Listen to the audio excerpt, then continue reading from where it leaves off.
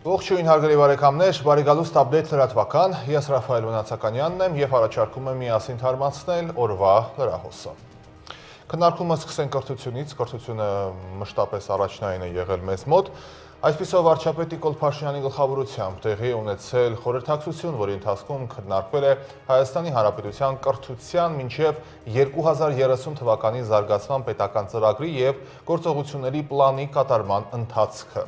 Անդրադարձ է կատարվել նաև Սփյուռքի հայկական կրթօջախների կարողությունների զարգացման, Սփյուռքի կրթական կարիքներին համապատասխան կրթական փաթեթների մշակման և տրամադրման ուղղությամբ իրականացված աշխատանքներին։ Մասնավորապես իրականացվել են սփյուռքահայ ուսուցիչների վերապատրաստման, դասագրքերի և դասանյութերի տրամադրման, Սփյուռքի դպրոցների ուսումնական նյութերի էլեկտրոնային շտեմարանների հարստացման և մի շարք այլ աշխատանքներ։ Զեկուցվել է նաև, որ կրթության միջազգայնացման ուղղությամբ իրականացված աշխատանքների շրջանակներում ստեղծվել է Հայաստանի Հանրապետության բուհեր, օտարերկրյա քաղաքացիների փաստաթղթեր ընդունման և հաշվառման էլեկտրոնային հարթակ, լրամշակվել են օտարերկրյա քաղաքացիների Հայաստանի Հանրապետության բուհերի ընդունելության և սովորողների ակադեմիական շարժունության կարգերը։ Եվ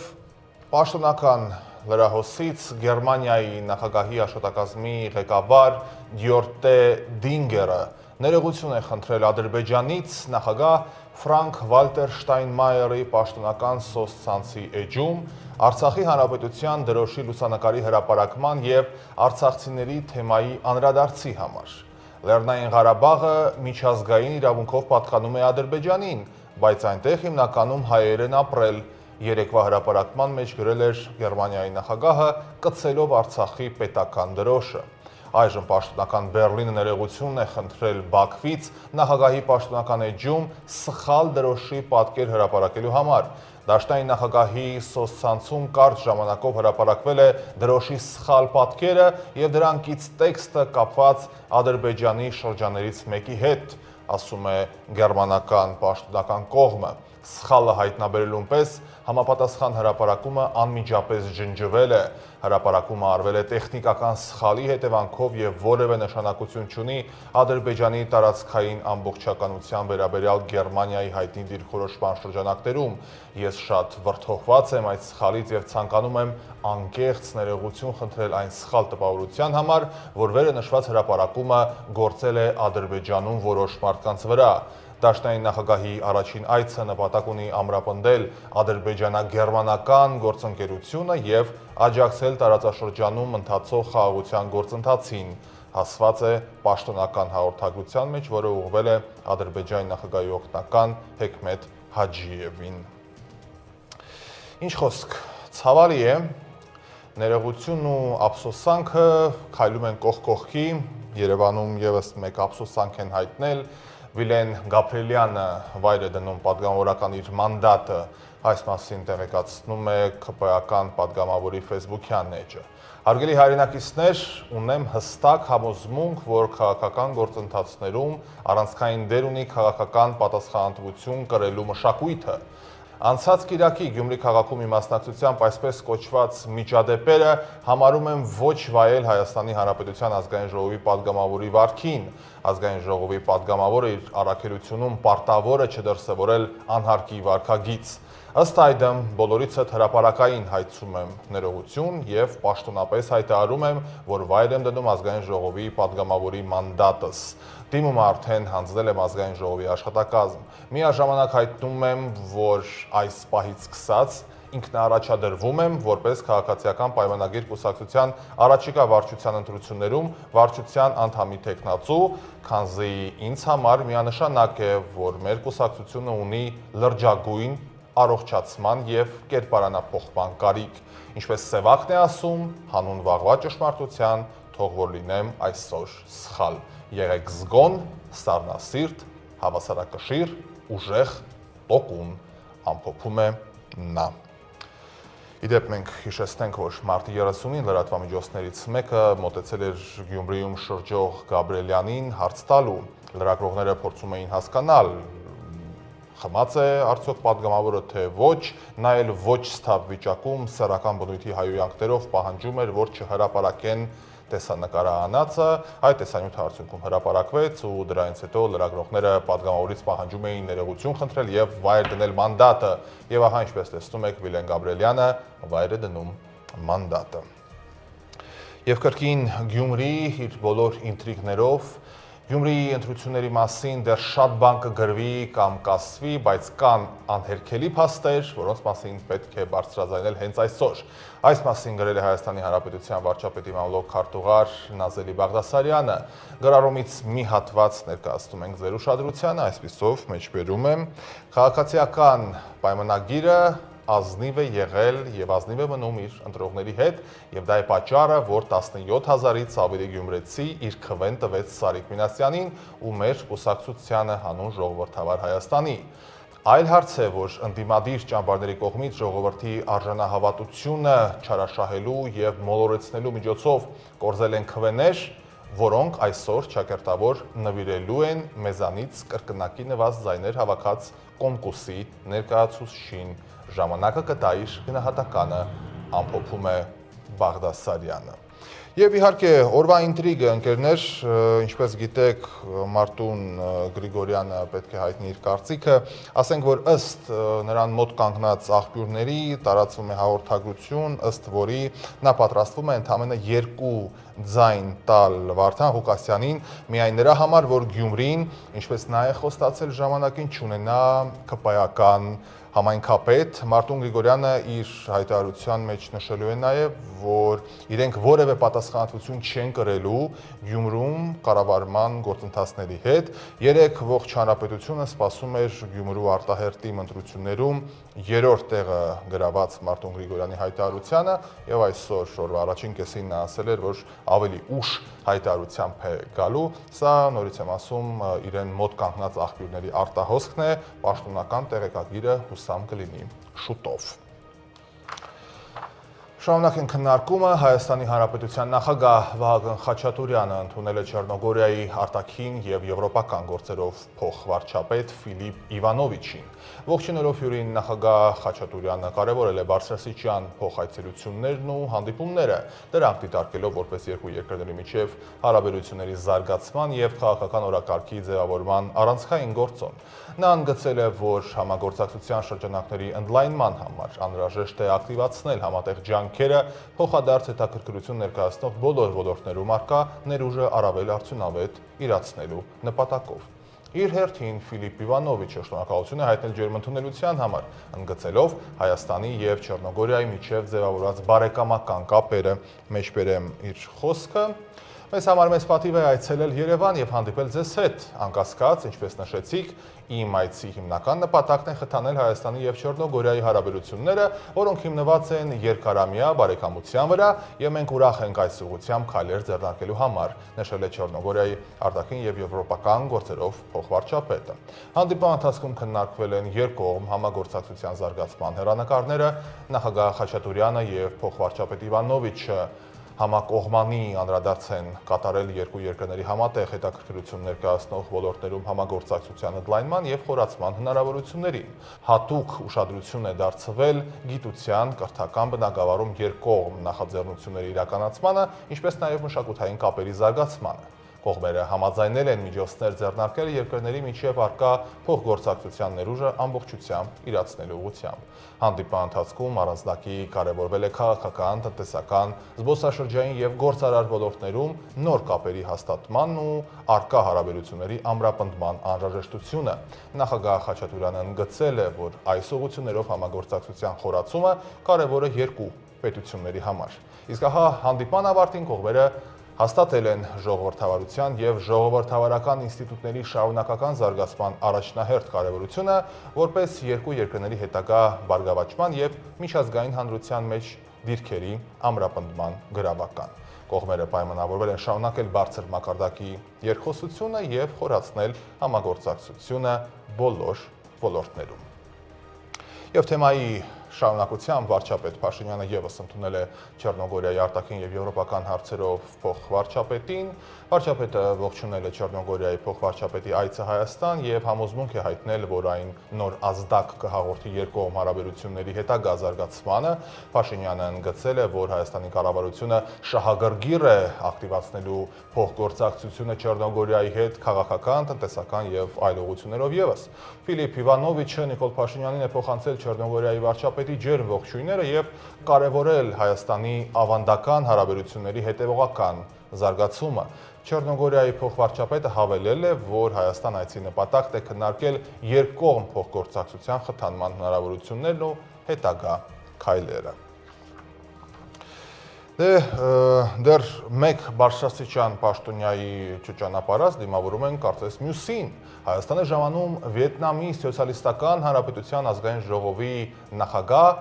Չան Թան Մանի գլխավորած պատվիրակությունը։ Այս մասին տեղեկանում ենք Հայաստանի Հանրապետության ազգային ժողովի նախագահի կարգադրությունից, այսպիսով ղեկավարվելով ազգային ժողովի կանոնակարգ սահմանադրական օրենքի 5-րդ հոդվածի 2-րդ մասի 12-րդ կետով կարգադրում եմ կազմակերպել 2025 թվականի ապրիլի 1-ից 5-ը Հայաստանի Հանրապետություն ժամանող Վիետնամի Սոցիալիստական Հանրապետության ազգային ժողովի նախագահ Չան Թան Մանի գլխավորած պատվիրակության ընդունելությունը, ասված է կարգադրության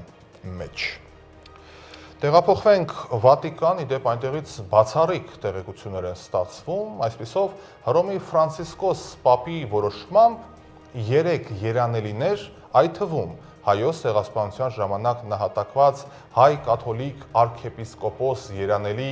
Իգնատիոս Շաքրալահ Մալոյանը սրբադասվելու է։ Աղբյուրի փոխանցմամբ այս որոշումը Հռոմի Ֆրանցիսկոս Պապը կայացրել է դեռ մարտի 28-ին։ Այսպիսով երանելի Իգնատիոս Մալոյանը ծնվել է հեռավոր 1869 թվականի ապրիլի 19-ին ներկայիս Թուրքիայի Մարդին քաղաքում։ 14 տարեկանում նա մտել է Լիբանանի Զմաու վանքի կղերական միաբանություն եւ ձեռնադրվել 1896 թվականին, ստանալով Իգնատիուս անունը։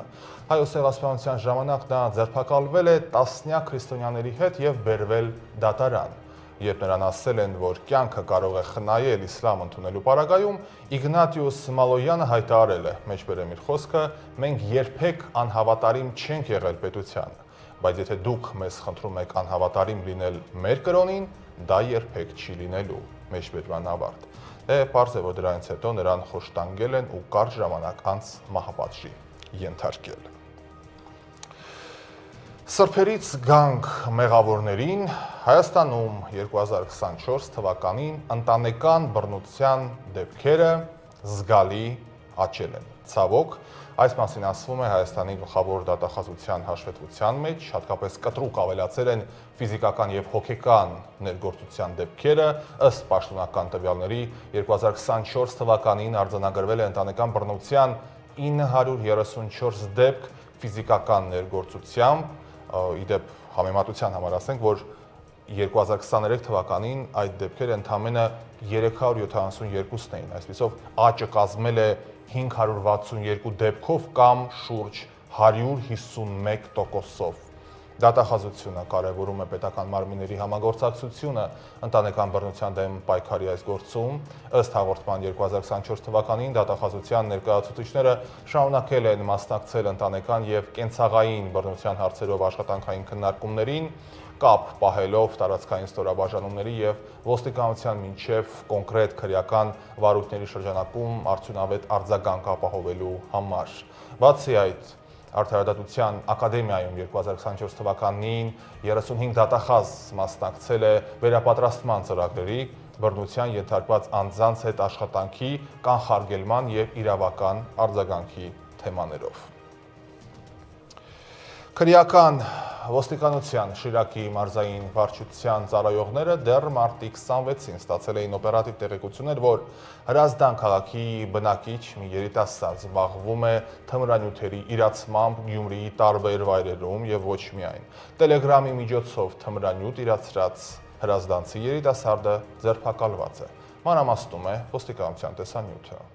Քրեական ոստիկանության Շիրակի մարզային վարչության ծառայողները մարտի 26-ին ստացել էին օպերատիվ տեղեկություն, որ Հրազդան քաղաքի բնակիչ մի երիտասարդ զբաղվում է թմրանյութերի իրացմամբ, Գյումրիի տարբեր վայրերում թմրամիջոցներով փաթեթներ տեղադրելով։ Նույն օրը ժամը 17:15-ին Օզանյան եւ Սահմանապահների փողոցների խաչմերուկում հրազդանցի 24-ամյա երիտասարդը ձերբակալվեց եւ տեղափոխվեց վարչություն։ Անձնական խուզարկությամբ նրա ուսապարկում հայտնաբերվեց կպչուն ժապավենով 8 փաթեթ։ Ըստ նրա փաթեթներում կանեփ տեսակի թմրանյութ է, որը տելեգրամյան ալիքի միջոցով վերցրել է Երևանում Գյումրիում տեղադրելու համար։ Երիտասարդը հավելել է, որ 3 փաթեթ արդեն տեղադրել է եւ պատրաստ է դրանք ներկայացնել։ Հուսապարկում հայտնաբերվել են նաեւ դեղնականաչավուն զանգված ու մոխրացած հետքերով կաթուցիչ։ Շիրակի մարզային քննչական վարչությունում նախաձեռնվել է քրեական վարույթ քրեական օրենսգրքի 393-րդ եւ 396-րդ հոդվածների հատկանիշներով։ Զննության Մայակովսկու փողոցում հայտնաբերվել եւ վերցվել են նաեւ երիտասարդի տեղադրած 3 փաթեթներ։ 24-ամյա հրազդանցին տեղափոխվել է ձերբակալվածների պահման վայր, նախաքննությունը շարունակվում է։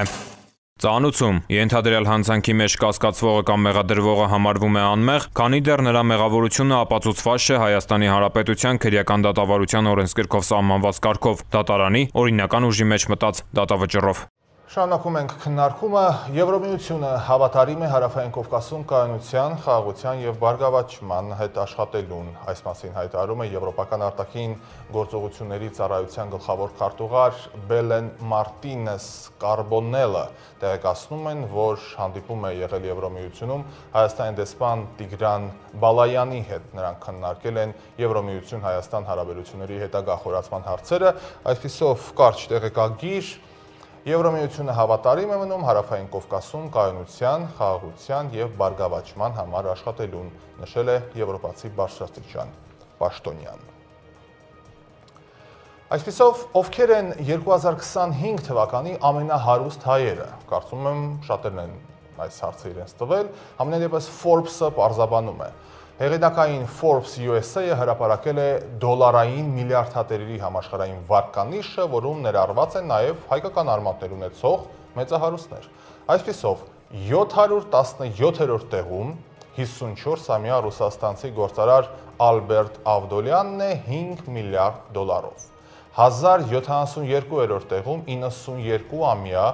ազգային հերոս արգենտինահայ գործարար Էդուարդո Էրնեկյանն է 3.4 միլիարդ դոլարով։ 1141-րդ հորիզոնականը կիսում են Ռուսաստանաբնակ 59-ամյա Սամվել Կարապետյանն ու 57-ամյա Սերգեյ Գալիցկին Հարությունյանը 3.2 միլիարդ դոլարով։ 2019-րդ տեղում 44-ամյա ամերիկացի հեռուստաաստղ Քիմ Քարդաշյանն է 1.7 միլիարդ դոլարով։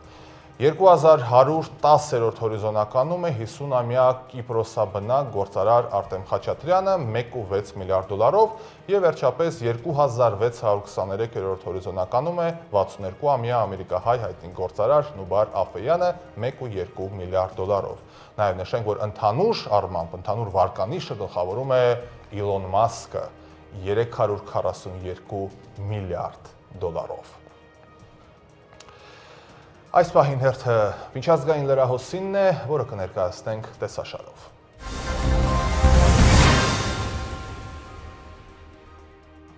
Չինաստանի արտգործնախարար Վան Ինով մարտի 31-ից ապրիլի 2-ը երրորդյա այցով գտնվում է Ռուսաստանում, բարձր է գնահատել Մոսկվայի եւ Պեկինի միջև հարաբերությունները։ Նա ասել է, որ երկու երկրները հատուկ պատասխանատվություն են կրում ամբողջ աշխարհում խաղաղության պահպանման համար։ Վանին նշել է, որ Ռուսաստանը եւ Չինաստանը հավերժ գործընկերներ են եւ երբեք թշնամիներ, ինչը ամրագրված է համագործակցության մասին ռուս-չինական պայմանագրում։ Ըստ արտգործնախարարի երկու երկրների հարաբերությունները նաև կարևոր կայունացնող գործոն են անհանգիստ աշխարհում։ Չինաստանի արտգործնախարարը այսօր բանակցություններ է անցկացրել իր ռուսաստանցի գործընկեր Սերգեյ Լավրովի հետ։ Կողմերը քննարկել են երկկողմ հարաբերությունները, ինչպես նաև միջազգային օրակարգի առավել հրատապ հարցեր, այդ թվում Ուկրաինայի շուրջ ստեղծված ճգնաժամի կարգավորման հեռանկարները։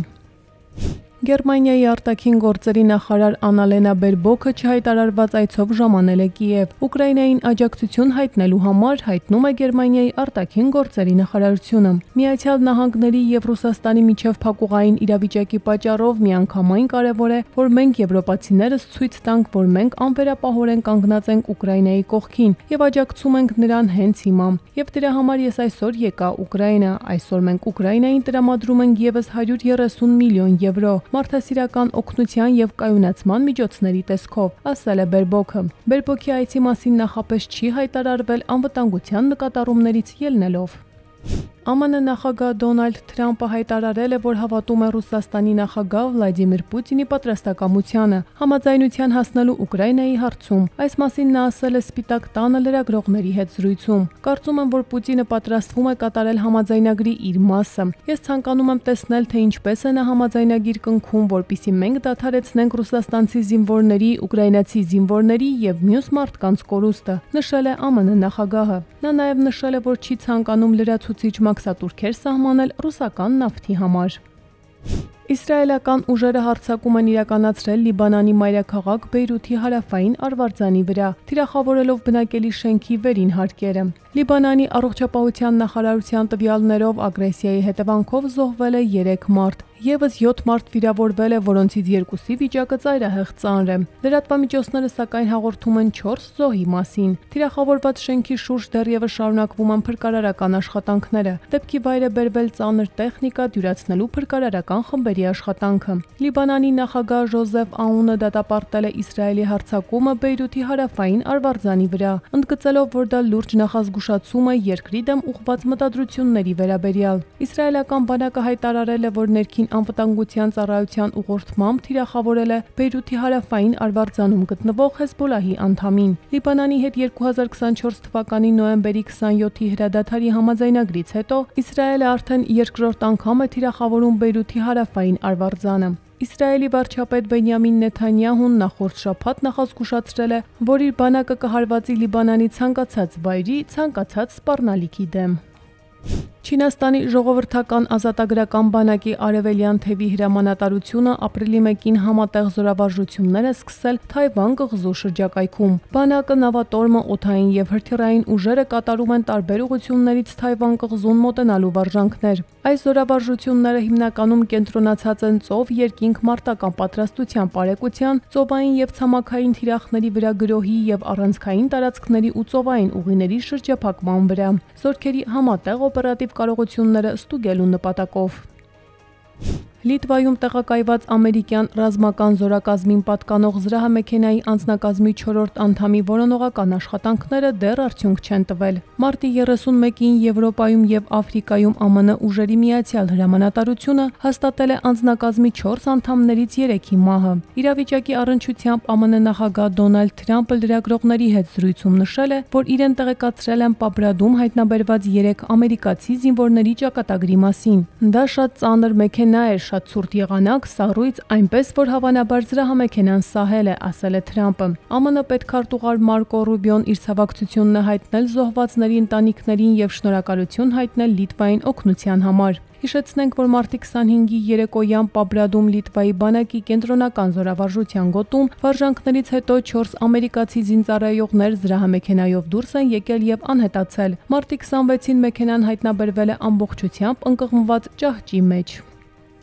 Մալայզիայում գազատար է պայթել, առնվազն 25 մարդ տուժել է այրվածքներից եւ շմոլ գազի թունավորումից։ Հրդեհը սկսվել է երկրի մայրաքաղաքի մոտ գտնվող Պուտրա Հեյց շրջանում։ Կրակի բարձրությունը եղել է 500 մետր։ Մի քանի տներ հրդեհվել են, ներսում գտնվել են ընտանիքներ, սակայն նրանց վերաբերյալ տեղեկություններ չկան։ Իշխանությունները տարհանում են բոլոր բնակիչներին մոտակա շրջաններից, իսկ հրդեհը կշարունակվի այնքան ժամանակ, քանի դեռ խողովակում մնացած գազը չի սպառվել։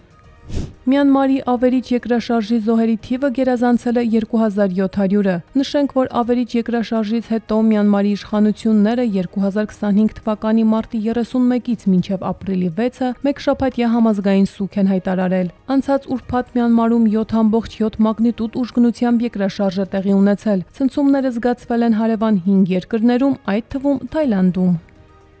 ԱՄՆ-ի եւ Մեքսիկայի միջև սահմանի անօրինական հատումները մարտին հասել են ռեկորդային ցածր մակարդակի։ Մարտ ամսին սահմանապահները արձանագրել են ապօրինի մուտքի մոտ 7000 փորձ, մինչդեռ 2024 թվականի մարտին արձանագրվել էր 137,000։ Նշվում է, որ կտրուկ անկումը պայմանավորված է ԱՄՆ նախագահ Դոնալդ Թրամփի վարչակազմի քաղաքականությամբ, որը հունվարի վերջից ուժեղացրել է անօրինական ներգաղթյալների կողմից սահմանի հատման վերահսկողությունը։ Միևնույն ժամանակ ներգաղթի եւ մաքսային վերահսկողության ծառայության համար խնդիր է առաջացել կալանքի տակ պահման կենտրոնների գերբեռնվածության առումով։ Ծառայությունը խնդրանքով դիմել է կոնգրեսին միջոցներ տրամադրել լրացուցիչ տեղերի համար, օժանդակելու զանգվածային արտաքսման արշավը։ Նոր քաղաքականության իրագործման առաջին 50 օրվա ընթացքում կատարվել է շուրջ 32,000 ձերբակալություն։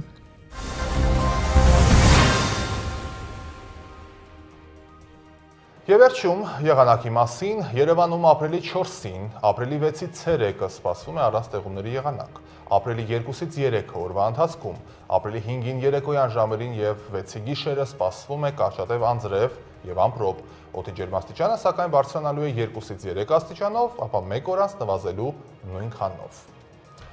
Դե ինչ հարգելի բարեկամներ, շնորհակալ եմ ուշադրության համար։ Այսօրվա համար այսքանը, առավել թարմ լրահոսով կհանդիպենք հաջորդ թողարկմանը։ Լավ եղեք։